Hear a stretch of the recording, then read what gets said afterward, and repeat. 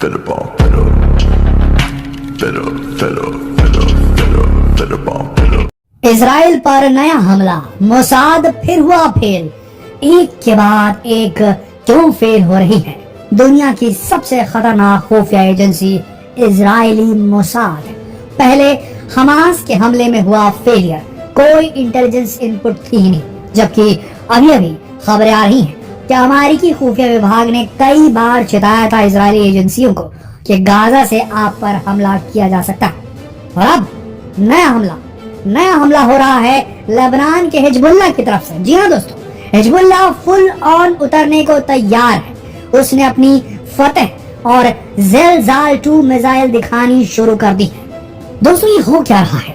Mossad, जिसके दुनिया भर में खुफिया एजेंट्स फैले हुए हैं, ऐसा दावा किया जाता है, इसके बारे में कहा जाता है कि किस कंट्री में क्या हो रहा है उसकी पूरी जानकारी मोसाद को होती है। भला वो अपने पड़ोस में चल रही इतनी बड़ी साजिश को क्यों नहीं भांप पा रहा? दोस्तों, हिजबुल्लाह ने एक वीडियो जारी किया है। हिजबुल्लाह एक मिलिशिया संगठन है लेबनान का, और उसने एक वीडियो जारी करके दिखाया है कि उसके लड़ाके किस कदर खतरनाक तरीके से वॉर प्रैक्टिस कर रहे हैं, और वो बिल्कुल तैयार है गाजा जैसी लड़ाई के लिए।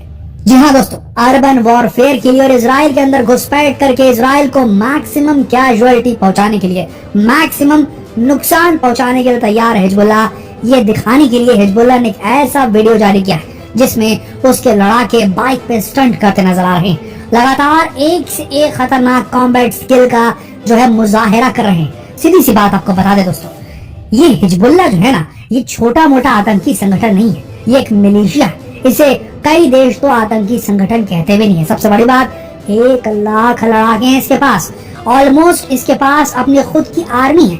लेबनान एक देश है, लेबनान की अलग सरकार चलती है, लेबनान की आर्मी भी, लेकिन लेबनान के अंदर एक ऐसा मिलिशिया गुट है जिसका नाम है हिजबुल्लाह। और हिजबुल्लाह जो है उसे पूरे मिडिल ईस्ट का सबसे बड़ा मिलिशिया संगठन कहा जाता है दोस्तों।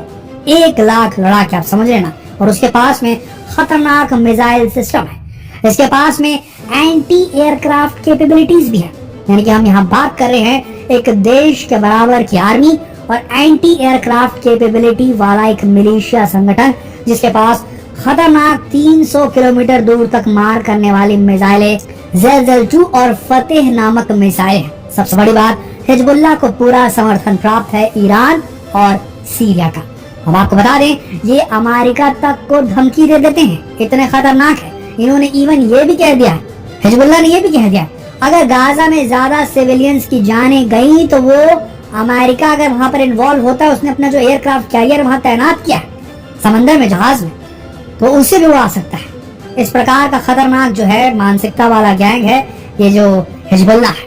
और आपको बता दें दोस्तों, इसे कम आंकने की गलती बिल्कुल मत कीजिएगा, क्योंकि इजराइल से कई लड़ाइयां लड़ चुका है और इसके पास खतरनाक कैपेबिलिटी है। जैसे कि हमने आपको बताया, 1 लाख इसके पास फाइटर्स, इसके पास में ज़ेलज़ाल 2 और फतेह 110 मिसाइल नामक की खतरनाक मिसाइल, जिनकी रेंज सैकड़ों किलोमीटर तक है। इनके पास एंटी टैंक गाइडेड मिसाइलें हैं जो कि सटीक बनाई गई हैं इजराइल के मरकावा टैंक्स को फोड़ने के लिए। स्मॉल आर्म्स, लाइट वेपन, सब कुछ इसके पास में। सबसे बड़ी बात, इसके पास एडवांस्ड एंटी एयरक्राफ्ट वेपनरी है जो इसे ईरान और सीरिया ने दी है हिजबुल्लाह को। अब इसका मतलब क्या हो गया? देखिए, हिजबुल्लाह एक मिलिशिया संगठन है, कोई देश नहीं है, और एक कोई देश नहीं है तो इसके पास में इसकी एयरफोर्स भी नहीं है। लेकिन दोस्तों, अगर इसके ऊपर इजराइल ने हवाई हमले किए जो पहले कर चुका है, जिसका हिजबुल्लाह को एक्सपीरियंस है, 2006 में जंग लड़ चुका है इजराइल के साथ, आपको बता दें हिजबुल्लाह, और उसमें अच्छा खासा नुकसान इसने इजराइल को पहुंचाया था। 121 के लगभग इसने जो है इजरायली सैनिकों को मारा था, 2 को बंधक बना के ले गया था।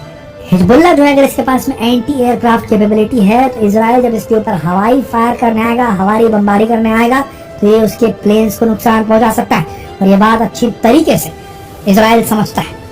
तो दोस्तों, यहाँ पर देखा जाए तो IDF, इजरायली डिफेंस फोर्सेस के पास जहाँ मरकावा मार्क 4 टैंक्स है, F-15, F-16 जैसे खतरनाक लड़ाकू विमान है, ड्रोन्स जो कि टो लेने के काम आते हैं, जासूसी के काम आते हैं और कॉम्बैट के भी काम आते हैं। आयरन डोम सिस्टम है इजरायली डिफेंस फोर्सेस के पास, एरो मिसाइल डिफेंस सिस्टम है, डेविड स्लिंग है इसके पास में, IDF के पास में। तो देखिए, ये सारी चीजें कब काम आएंगी?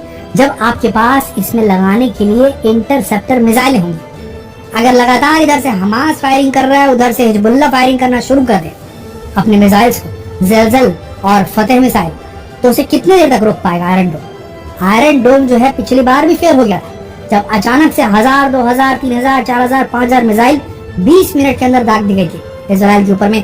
एक कोऑर्डिनेटेड अटैक किया गया। पहले रॉकेट फायर किए गए 5000 एक साथ, आयरन डोम रोक नहीं पाया। पैराग्लाइडर से अलग हमास के लोग घुसे, पानी से अलग घुसे, जमीन से अलग घुसे बाढ़ तोड़ करके, और मोसाद के पास कोई जानकारी नहीं थी। और अब फिर एक बार हिजबुल्लाह जिस तरीके से तैयारी कर रहा है, इसकी कोई इन्फॉर्मेशन नहीं थी मोसाद के पास, और अब हिजबुल्लाह इसमें इन्वॉल्व होगा, इसकी कोई इन्फॉर्मेशन नहीं थी। अभी अगर देखा जाए तो 155 mm की खतरनाक टैंकों को इजराइल ने तैनात तो कर दिया लेबनान के दक्षिणी बॉर्डर में, जहां से हिजबुल्लाह का एरिया शुरू होता है। लेकिन अगर वहां से हिजबुल्लाह पूरी ताकत से अंदर एंटर करता है, रोक नहीं पाएगी उसे इजरायली आर्मी।